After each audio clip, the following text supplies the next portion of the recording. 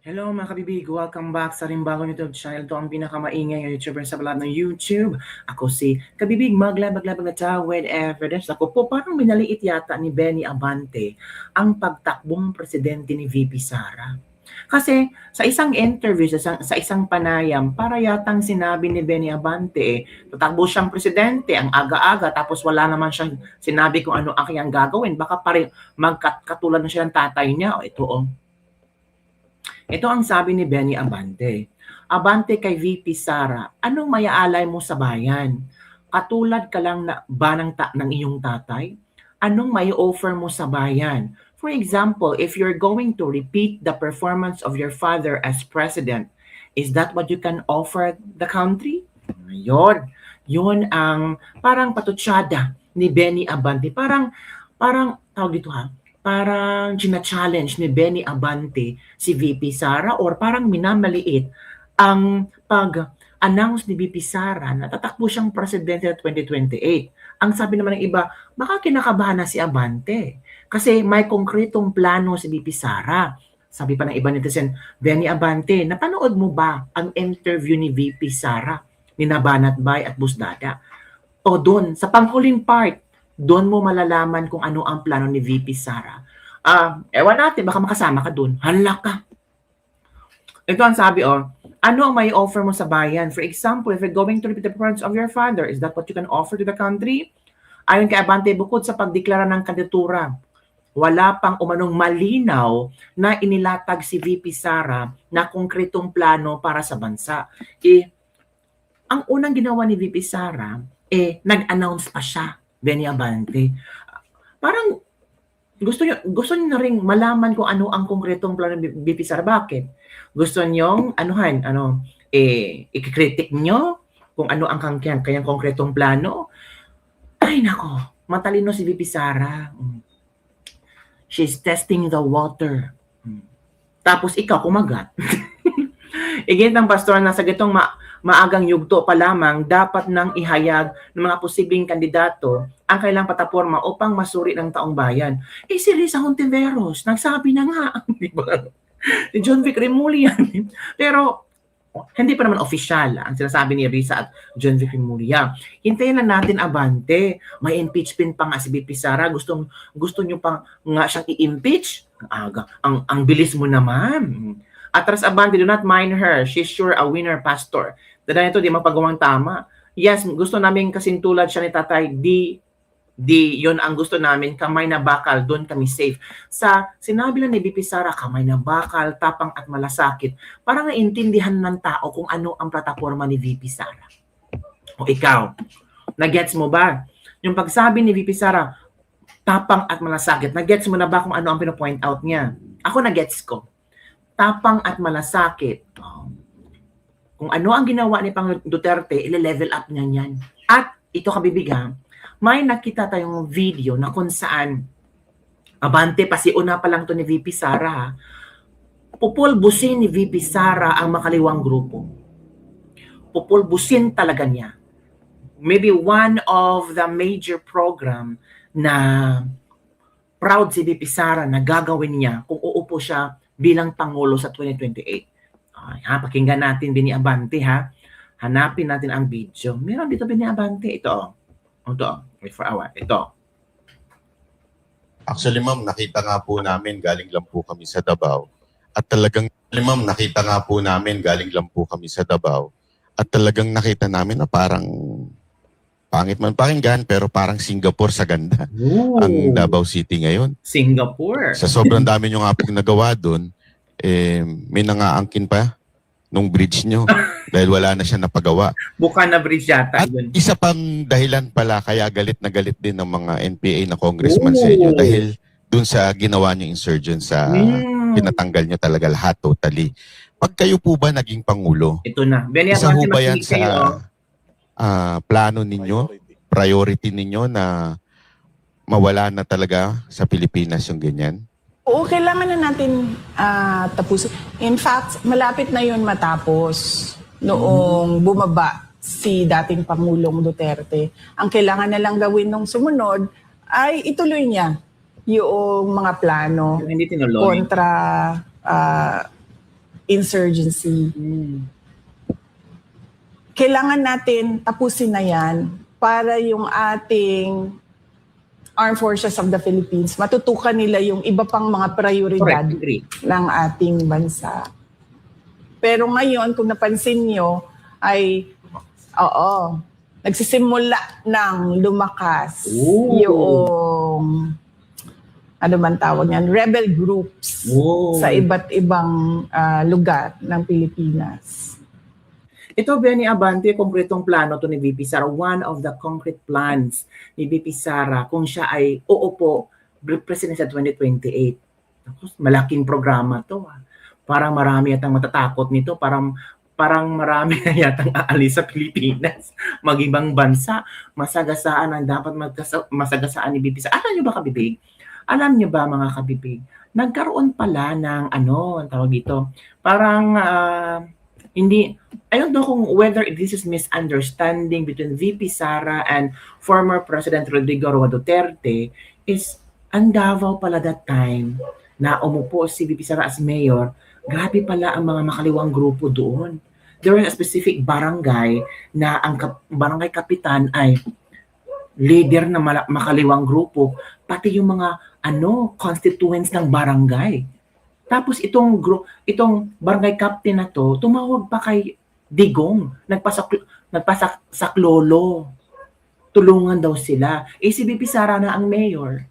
Manood tayo sa video ha. I-share ko sa inyo ang speech ni VP Sara at paano niya shinare sa taong bayan ang issue na ito at posibleng mangyayari ito, kabibig, kung saan ang uupong As a mayor and in my experience, uupong presidente. Naku po, ito na.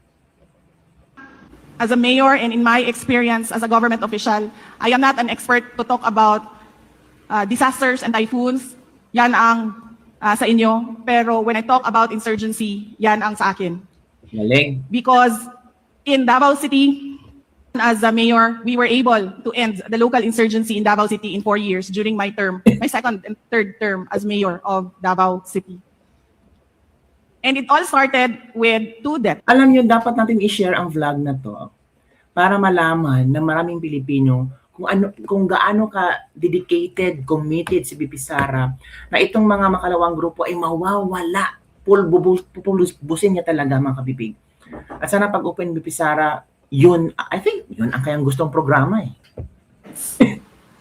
Ang unang namatay nang ako ay mayor ay si Larry. So, I was mayor, I was pregnant. That was 2016 or 2017. And I'm sure you've heard of it. Sinunog nila yung box plant ng isang kumpanya sa Panabo, sa Mandog, the area straddling Davao City and Davao del Norte. And then nag-iwan sila ng bomba para sila makaikyas, makalayo. Makatakas. Pag sabog ng bomba, tinamaan si Larry. Si Larry ay isang fish vendor. Kanang nagamotor.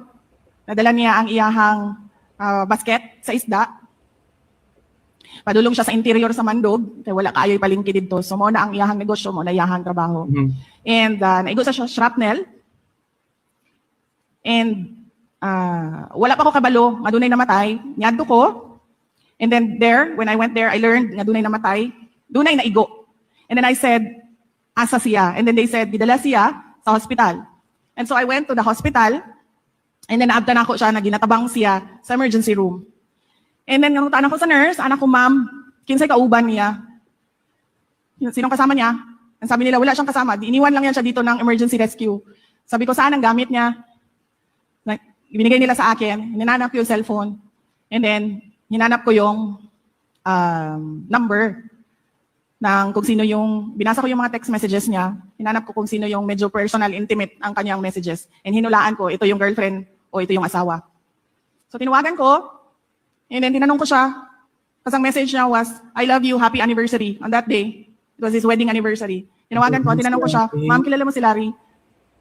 Based sa ID. And then sabi niya, asawa na ko si Larry. Siya nga, di ay kinsa ni, o sinday Sara ni, you need to come to the hospital, ipasundo ka, because naadali sa imuhang asawa sa hospital. And then she was asking me, o sa'yo nahitabo, ana. I said, unya na lang ta mag-istorya, just come to the hospital. And then he died. Wala siya natabang. And then I had to talk to her again sa asawa. And then I said, I'm sorry na namatay ang imuhang bana. And then, doon nami isa pa ka patay. This time in our Paquibato district. This is the last stronghold of insurgency in Davao City. I do not remember if it was an operations or an ambush, but junior officer Grabe. of the Armed Forces of the Philippines died doon sa Paquibato. And then, he was not from Mindanao. He was from Antique. So inayos namin, pumunta ako sa funeral home. Tinanong ko sila, naayos na ba yan? Okay na daw lahat. Ibalik Mayor nila kasi dito yung sa- ang patay nga lawas na doon na sa Antique. Ihatod na sa Sharing ginikanan, niya, anak ko. mga May I experience talk niya. to the parents? Because he was single, wala siyang asawa, walang anak. Sabi ko, pwede ko bang kausapin yung nanay? So binigay sa akin yung cellphone, pinakausap sa akin yung nanay, and I had to say sorry again. I'm sorry that your son died. And ang sagot sa akin ng nanay, yun siya, Inday Sara, hindi naman pwede na lagi na lang ganyan, mamamatay yung mga anak namin. Correct. And after that conversation, I thought to myself, bakit ako ang nagsasorry? Ako ba ang terorista? Ako ba ang gumawa ng bomba? Correct. Ako ba ang bumaril Agree. kay Jay? Agree. Bakit ako ang nagsasorry? Mhm. So what I did was invest all my effort into a program that we call Peace 911 in Davao City Ooh. and Peace address 911. the problem Galing. doon sa Paquibato district namin. Pinuntahan namin ng mga tao. I think ang Peace 911 still ano siya, no? Gamit na gamit pa rin sa Davao itong Peace 911. O tingnan nyo, kabibig. May programa si VP Sara. Pwede kayang gamitin ni VP Sara ang Peace 911 sa buong Pilipinas? Why not, di ba? Ang galing. Di ba? Talagang ano ba? Talagang basta si VP Sara, tutukan talaga niya ang problema. Lahat ng panganib, susuungin ito eh. Oo. Wala siyang pakialam kung anong mayari sa buhay niya. Basta makakuha lang siya ng solusyon, makakuha siya ng magandang input, magandang resulta sa kanyang programa para sa bayan ng Pilipino, go siya. So ganun si VP Sara. Hindi siya experimental, hindi siya curious, kundi may ipinaglalaban. 'Di ba? May ipinaglalaban at merong paninindigan. Matapang talagang babaeng 'to. Kinausap namin ang mga tao. Lahat ng gusto ng mga tao, ginawa namin doon sa kanila. Mhm. Ang sinabi ko lang, in exchange, suportahan ninyo ang administration ko as mayor. Sumuporta kayo sa gobyerno. And we had one barangay captain na ang buong barangay NPA. Oh, Pati ang barangay captain grabe, NPA. Grabe. Grabe. Doon sa Paquibato District. Of course, dahil NPA siya, Mhm. hindi siya matuog yun kay Inday Sara. So, there is no, sa akin, sinabi ko sa team, sabi, there's no talking to a person na dili na Correct. gusto mo kay istorya, Agree. dili na abli ang iyahang panghuna-huna, dili na siya Gusto open peace. to new ideas.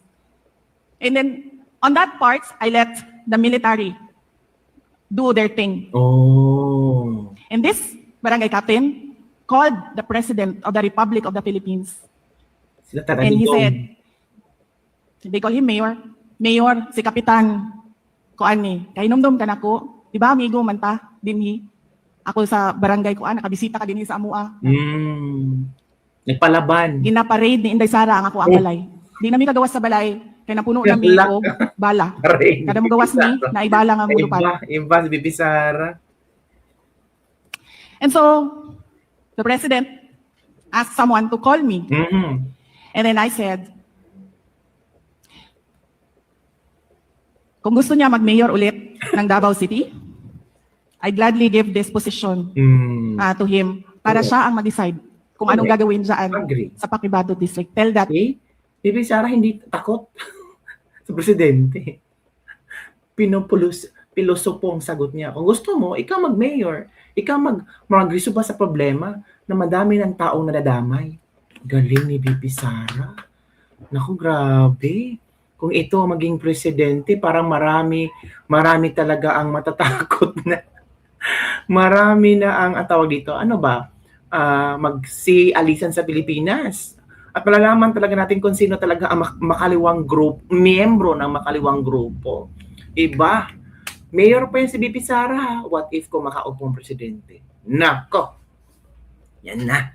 O Benny Abante, ito ay example sa mga trabaho ni BP Sara na pwede niyang gawin ulit kung uupo na siyang presidente. Di ba? Peace, unity, bakit hindi? Di ba? Si BP Sara man, open naman for communications eh. Open naman si BP Sara. Sinabi naman niya doon eh, kinausap niya, pinaintindi niya, pero sabi ni BP Sara, hindi na yung open-minded eh. Parang wala talaga yung, wala nang inisip kong usapin, ito ganyan. Shows BP Sara a strong communication between that barangay captain para hindi makagulo pero ayaw ng barangay captain.